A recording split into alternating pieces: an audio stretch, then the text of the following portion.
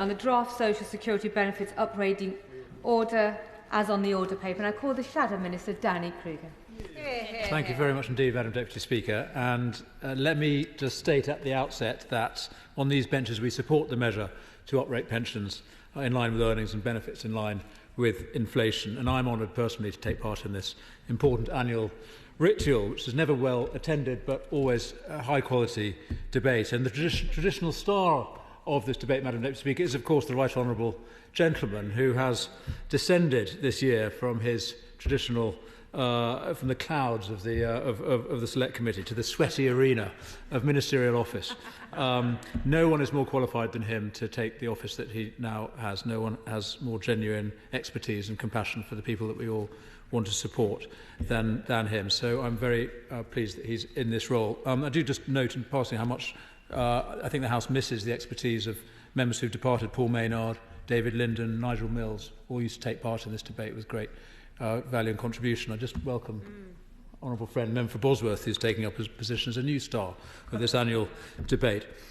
Now, despite the formality, it is an important debate because it's an opportunity for us to take stock of the welfare and the pensions system as a whole. And as pensions were mentioned and the triple lock, I'm happy to clarify for the honourable gentleman, I think he's misunderstood, or our leader's position has clearly been misquoted. We're not looking at cancelling the triple lock. It's his colleague, the new pensions minister, who's been very clearly quoted saying that the triple lock is a silly system and indefensible.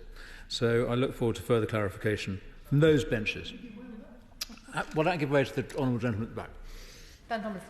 Thank you to the Shadow Minister for giving way. Can I just check, though? I understand it that the Shadow Chancellor said that the triple lock is unsustainable. Do you agree with the Shadow Chancellor on that point? Well, there are clearly questions about the long-term sustainability of our pension system and our National Insurance Fund. But I think he was talking about the very long term rather than the immediate situation which we're in. And there's no intention to review the triple lock at this stage on our benches anyway. Happy to give way. To clarify the position slightly further, what happened was the leader of his party on LBC was asked whether she would look at the triple lock, and her reply was, and I quote, "We're going to look at means testing. Means testing is something we don't do properly here." What did she mean by that? Well, she replied no to the interviewer. She was not looking at means testing the triple lock. She was talking more generally about the challenge of means testing in our social security system, which I think is a legitimate question for us all to consider, as I shall go on to discuss. Now, Madam Deputy Speaker, I didn't want to get too partisan in this debate. But here we go. No, I won't genuinely, because this is a shared problem that we face across the House, the challenge of our welfare system. I will note in passing that our party's record on welfare is a good one. We introduced universal credit, rationalising the spaghetti web of benefits that we inherited from the honourable gentleman when he was last in office. We made work pay and helped people off welfare and into work, and we succeeded in this with 4 million more people in employment in 2024 than in 2010. And let me also point out that we had another mess to sort out in the public finances. When we took office, the government was running a deficit of 9%. The Treasury was spending way more than it was earning. But by the time the pandemic struck, the deficit was down to less than 1%. We were living within our means, and we were able to afford the generous uplifts that were made in the last Parliament to benefits and pensions, and also the huge package of support that we provided during the pandemic. But I want to be fair and admit that, as the Minister has suggested, the welfare system is not working properly at the moment. Too many people are being consigned to a life of inactivity and dependency, especially via the categories of sickness benefit. And it is bad for those people, bad for their communities, and bad for the country as a whole, including the taxpayer, who is spending £65 billion a year on incapacity and disability benefits, rising to £100 billion a year unless reforms are made by the end of this Parliament. So what is going on? These terrible figures reflect the fact that we have very bad rates of physical ill health, including obesity, and strongly evident in the statistics, bad backs, as we simply don't move around enough in the day. It also reflects a rise in mental ill health, which we see in alarming rates in schools and among young people. And so we have to do more on those issues through all sorts of interventions that lie more with DFE and DHSC than with DWP. But as the Lords Economic Committee reported last week, the rise in welfare claims cannot be attributed to worsening health or longer NHS waiting lists. The problem is growing far faster than that. So maybe the problem is low wages that don't attract people into employment. And certainly that is a reality. The low wages have driven the demand for immigration that we've seen get so out of control in recent years. Profound changes are underway in the world of work, away from secure employment to a more precarious jobs market. And I'm afraid to say Labour is now destroying jobs, taxing employment, discouraging new hires with their new employment rights bill. But the fact is that wages have risen sharply in recent years, above inflation, which is why, of course, the pension is going up by earnings this year. Employers are offering good wages and they're not filling vacancies. So the issue isn't health, although we have problems in health. The issue isn't work, although we have big problems there. The issue is welfare. It's that people aren't being incentivised to take those jobs because the offer from the welfare system is better. And when I say welfare, I don't mean unemployment support. Thanks to universal credit and the reforms of the last government, we saw record numbers of people move off unemployment benefit and into work.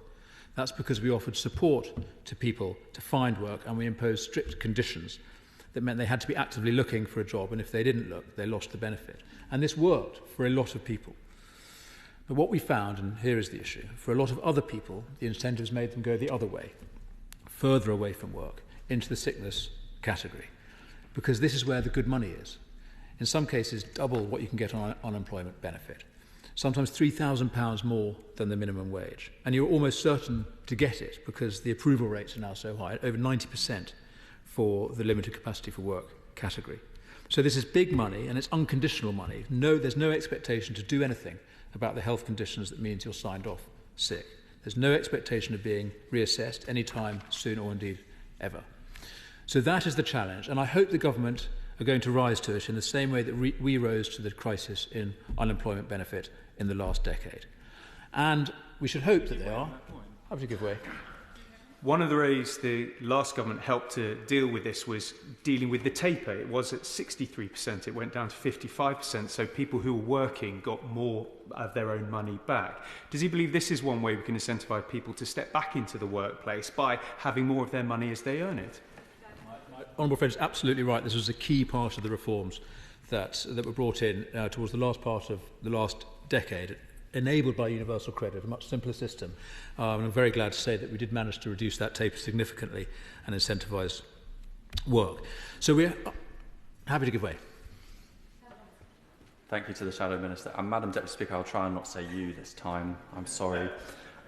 I would be interested to know, genuinely, what the opposition's position is on reform of the incapacity benefit system. It's a really knotty problem. I know when members opposite were in government, this was something that was considered, but I'm just not clear on what the position is at the moment from the opposition. I know the government's coming forward with proposals soon, so I would be genuinely interested to hear.